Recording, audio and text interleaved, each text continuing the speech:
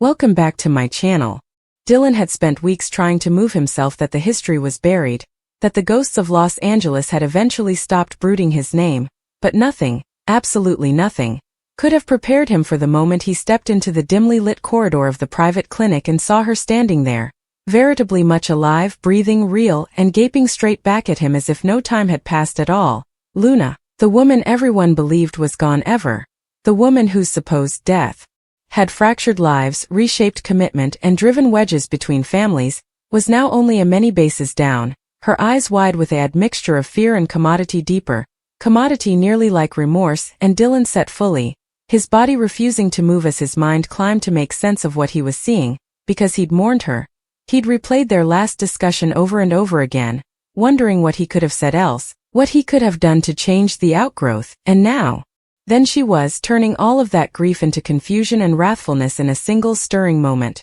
Dylan, Luna rumored, her voice pulsing as if she had rehearsed this moment 1,000 times and still set up herself unrehearsed, but he couldn't respond right down, couldn't indeed form words because the shock was too inviting, the treason too sharp, and when he eventually did speak, his voice came out harsher than he intended, cutting through the silence like glass shattering on marble as he demanded to know how this was possible, how she could be alive when everyone had been told she was gone, when people had cried for her, when her name had been spoken in once tense like an unrestricted chapter that would no way be restarted. Luna took a reluctant step forward, but Dylan artificially stepped back, the distance between them suddenly feeling like the only thing keeping him predicated, and she stopped, easily understanding that whatever explanation she had wouldn't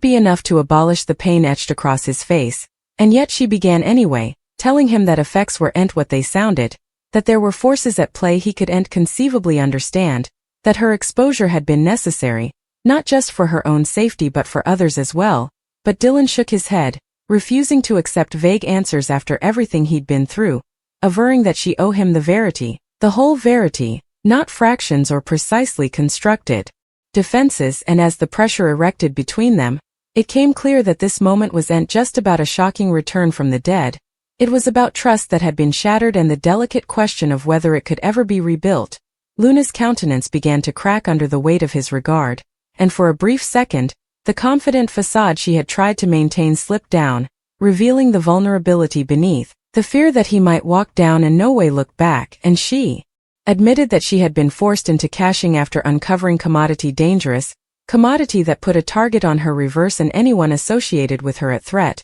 and Dylan heeded, his expression hard, but there was a flicker of commodity softer in his eyes, a hint that part of him wanted to believe her, wanted to understand why she had made the choices she did, indeed if those choices had hurt him deeply. Still, the further she spoke, the further questions sounded to arise. And Dylan set up himself floundering to attune the woman he formerly knew with the one standing in front of him now, a woman able of orchestrating such an elaborate deception, a woman who had allowed him and everyone differently to suffer her loss without ever reaching out, without ever offering indeed the lowest sign that she was still alive, and the consummation of that cut deeper than he anticipated, because it wasn't just about the taradiddle, it was about what the taradiddle said about their relationship, about how little faith she must have had in him to keep him in the dark for so long. "You should have trusted me," he eventually said, his voice quieter now but no less violent, and Luna closed her eyes compactly, as if those words carried the weight of everything she had been trying to avoid, and when she looked at him again there were gashes forming, gashes she didn't bother to hide as she admitted that she had allowed. She was guarding him, that she had induced herself he'd be safer not knowing. But now she wasn't so sure, now she could see the damage her decision had caused, and the guilt was nearly unsupportable. Dylan exhaled sluggishly, running a hand through his hair as he tried to reuse it all, the shock beginning to give way to commodity more complicated, a involved blend of relief that she was alive and wrathfulness at the way she had returned, and he set up himself asking the one question he hadn't been suitable to shake since the moment he saw her. Why now? Why reveal herself after all this time? And Luna dithered, easily apprehensive that her answer would change everything, before eventually admitting that the peril hadn't fully passed but that she couldn't stay down any longer. Not when so much was passing, not when the people she watched about were being pulled into conflicts they didn't completely understand, and Dylan incontinently tasted that there was further to the story, that whatever she had uncovered was still unfolding and that her reappearance was only the morning of a much larger storm. As the reality of the situation settled in, the air between them sounded to cake with implied feelings, with questions that didn't have easy answers, and Dylan realized that seeing Luna again wasn't the resolution he might have formerly imagined. It was the launch of a new chapter filled with query, where nothing could be taken at face value. And every decision carried consequences that could ripple far beyond the two of them, and yet, despite everything, he couldn't deny that a part of him was relieved to know that she hadn't been lost ever, relieved to have the chance to defy her, to understand, indeed if that understanding came with pain. Luna, for her part, sounded to smell the shift in him, the internal struggle between pushing her down and pulling her near, and she took another conservative step forward, her voice softer now as she told him that she no way stopped allowing about him, that not a day went by when she didn't wonder if she had made the right choice, and Dylan's expression flitted, the walls he'd erected around himself showing the first signs of cracking, but he didn't lower them fully, not yet, because trust, formerly broken, couldn't be repaired in a single discussion, no matter how emotional or revealing it might be. Rather, he asked her what she planned to do now, whether she intended to stay and face whatever consequences came with her return or vanish again if effects came too complicated. And Luna didn't vacillate this time, her answer establishment as she said she was done handling, that she was ready to face the verity and whatever fallout came with it, indeed if it meant risking everything,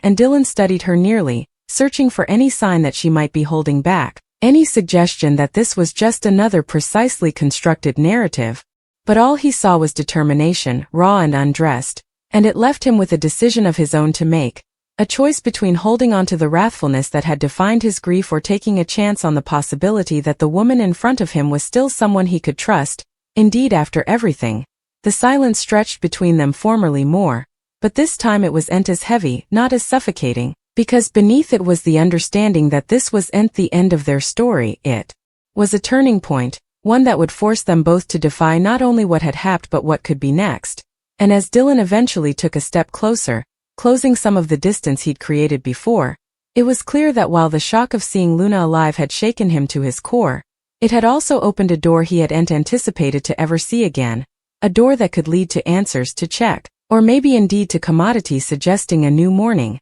if they were both willing to face the verity together, no matter how delicate it might be. Dylan's palpitation was still contending as the reality refused to settle, as if his mind kept rejecting what his eyes had formerly verified. And indeed though he'd moved closer to Luna, indeed though the distance between them had shrunk to commodity nearly intimate, the emotional gap remained vast and unfaithful, filled with unanswered questions and undetermined pain, and for a long moment neither of them spoke, because occasionally silence carries further weight than words ever could, especially in a place where verity has been buried under layers of deception. And yet it was Dylan who eventually broke, not with wrathfulness this time, but with a quiet, dangerous intensity that suggested at commodity deeper than rage, commodity far more particular, as he asked her who differently knew, who differently had been part of this elaborate taradiddle while he'd been left in the dark, and Luna's vacillation was all the answer he demanded before she indeed spoke, because it verified his worst fear,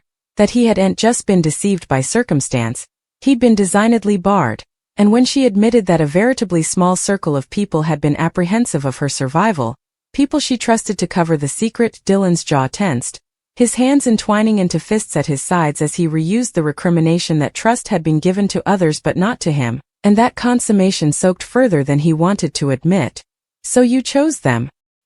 he said, his voice low and controlled, but the hurt beneath it unmistakable, and Luna shook her head snappily, stepping near as if propinquity might ever repair what had been broken, averring that it hadn't been about choosing anyone over him, that it had been about minimizing threat, about keeping the circle as small as possible to avoid exposure. But Dylan wasn't convinced, because from where he stood, it felt like a choice had been made, a line had been drawn, and he'd been left on the wrong side of it, and the more he allowed about it, the further the pieces began to fall into place. Moments from the history that hadn't made sense at the time now taking on new meaning, subtle inconsistencies, unexplained absences, whispers that had been dismissed as paranoia now echoing louder in his mind, and he realized that Luna's death hadn't just been a single event, it had been part of commodity much bigger, commodity precisely orchestrated and strictly maintained. Luna could see the shift in him, the way his expression hardened again as dubitation took root, and she knew that if she didn't give him more, If she didn't trust him now, she might lose him fully. And so she took a deep breath and told him everything she could without putting anyone differently in peril, revealing that her exposure had been tied to an important figure, someone with enough influence to manipulate situations behind the scenes, someone who had discovered information that could destroy reports and conceivably indeed strike entire patrimonies, and Dylan heeded hardly, his mind racing as he tried to connect the blotches, to figure out who could conceivably apply that kind of power, and as the counter-accusations grew clearer, a bite ran down his chine, because if Luna was telling the verity, also her return wasn't just parlous, it was explosive, and it meant that whatever had forced her into cashing was still out there, still watching, still able of striking at any moment. "You're putting yourself right back in the crosshairs," he said, his concern breaking through despite everything, and Luna gave a faint, nearly sad smile, admitting the verity in his words but refusing to back down, explaining that staying hidden hadn't answered anything, that it had only delayed the ineluctable, and now too numerous people were being affected by the fallout of secrets they didn't indeed know was, and Dylan couldn't argue with that, not entirely, because he'd seen firsthand how secrets had a way of spreading damage long after they were created, how they could twist connections and distort reality until nothing felt stable presently. Still the question remained, what now? And as if seeing that they were reaching a critical point, Luna told him that she demanded his help, not just his understanding, but his active involvement, because there were effects she couldn't do alone, people she couldn't approach without raising dubitation. And Dylan let out a short, incredulous laugh, the irony of the situation hitting him all at formerly, because after everything she had done, after fading and letting him believe she was gone ever, she was now asking him to trust her enough to step into a dangerous situation by her side. And for a moment it sounded nearly absurd, nearly insolvable, and yet there was commodity in her eyes, commodity raw and unguarded, that made it delicate to dismiss her entirely. "You've got a lot of whimwams," he murmured, shaking his head, but there was lower wrathfulness in his tone now, further unbelief than anything differently, and Luna didn't deny it, didn't try to justify the audacity of her request, because she knew how it sounded, knew how unreasonable it must feel, and rather she simply told him that she wouldn't ask if it wasn't necessary, that she wouldn't risk pulling him back into her life if there was any other way, and that honesty, still delinquent, sounded to reach him in a way her before explanations hadn't, because for the first time since seeing her, Dylan allowed himself to really look at her, not as a ghost from the history or a source of pain, but as a person standing in front of him, defective, complicated, and incontrovertibly real. The pressure between them shifted again, getting commodity lower, unpredictable but no less violent, as if they were standing on the edge of a decision that could change everything, and Dylan set up himself importing his options, considering what it would mean to walk down versus what it would mean to stay, to get involved, to threat being hurt again or worse, and he allowed about the questions that still dallied, the need for answers that hadn't gone down, and the inarguable fact that despite everything, he still watched, still felt a connection he couldn't simply shut off, and that consummation frustrated him as much as it predicated him, because it meant that whatever choice he made wouldn't be easy or clean. "If I do this," he said sluggishly, choosing his words with care, "there are no further secrets, no further half-trueness, nothing held back. You tell me everything, indeed the corridor you suppose I do'n't need to know." And Luna jounced incontinently, relief fluttering across her face as if she had been bracing for outright rejection, promising that she'd be fully transparent from this point forward, that she had learned the cost of keeping him in the dark and wasn't willing to repeat that mistake, and Dylan held her aspect for a long moment, searching for any sign of mistrustfulness or deception, but all he set up was determination and a vulnerability that sounded genuine, and eventually, after what felt like an eternity compressed into a single breath, he gave a small, reticent nod, not a full commitment, not yet, but enough to gesture that he was willing to take the first step, to see where this path might lead. Luna exhaled vocally, the pressure in her shoulders easing just slightly, and in that moment it came clear that this wasn't just a shocking reunion or a dramatic twist, it was the morning of commodity far more complex, a cooperation forged in query and tested by the weight of everything that had come ahead, and as they stood there together, no longer separated by distance but still navigating the fragile space between trust and mistrustfulness, the stakes of Luna's return began to solidify, intimating at conflicts yet to come, alliances that would be challenged, and trueness that could reshape everything they allowed.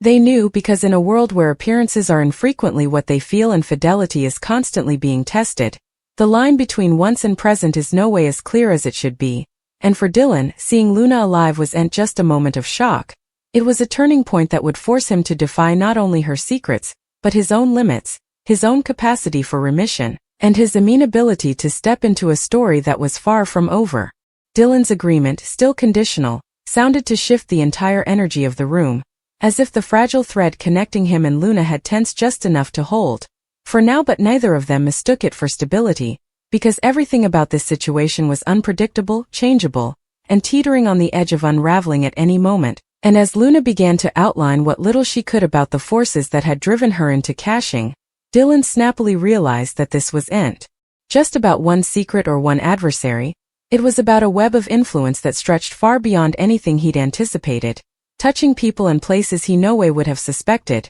And the more she revealed, the more it came clear that her death had been the only way to escape immediate peril, a hopeless move in a game where the stakes were far advanced than either of them had completely understood at the time. But now that she was back, now that she had chosen to step out of the murk, the rules of that game were changing, and not inescapably in their favor.